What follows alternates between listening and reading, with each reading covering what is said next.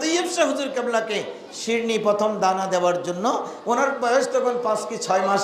তখন দাদা হুজুর কেবলা ইনার সন্তানকে সাহেবজাদাকে নিয়ে চৌহার শরীফ ওনারই দাদা হুজুর কেবলা আব্দুর রহমান চৌরবি রহমতুল্লাহ দরবারে গেলেন।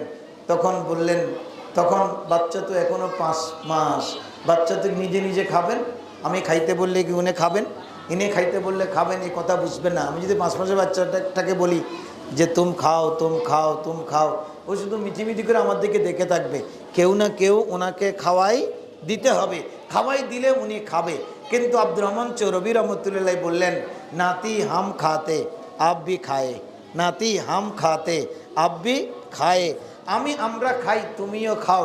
এ কথা বলতে না বলতেই তৈয়ব শাহ হুজুর কেবলা নিজে নিজে সিন্নির ডাগের ভিতরে হাত ঢুকিয়ে দিলেন গরম গরম, এবং হাত এনে মুখে লাগিয়ে দিলেন।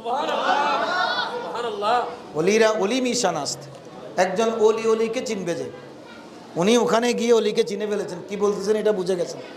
এটাই হচ্ছে মাদ্রাজাত অলি, যারা মায়ের পেট থেকে অলি হয়ে আসে।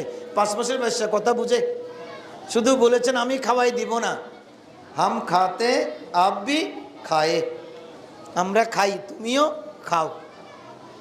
5 মাসের বাচ্চা। এখন পাশে ডেক্সি ছিল, ডেক্সি মানে ডেক্সিতে পাক করে নিয়ে গেছেন তাবারুক, এটা ফাতিহা দিয়ে হুজুর আব্দুর রহমান চৌরবি হুজুর কেবলা ওনাকে খাওয়াই দেবেন, এই নিয়তে দাদা হুজুর কেবলা নিয়ে গেলেন।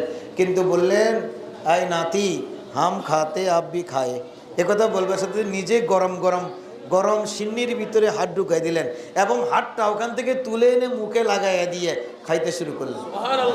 যিনি দাদা হুজুর কেবলার ইশারা বুঝে যায়, ইনি তো মায়ের পেট থেকে অলি হয়ে এসেছেন, এতে কোনো সন্দেহ নেই।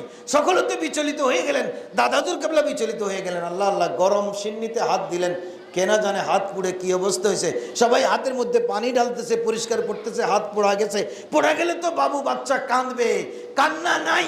হাত তুলে দেখলেন হাত যেভাবে আছে ওভাবে আছে, আগুনের কোনো সেকা হাতে লাগে নাই। বরঞ্চ ওনার দাদা হুজুর নির্দেশ দেওয়ার সাথে সাথে নাতিজি নির্দেশ ক্যারি করেছেন। অলিরা অলি মিশানাস, এক অলি আরেক অলিকে চিনে ফেলেছে।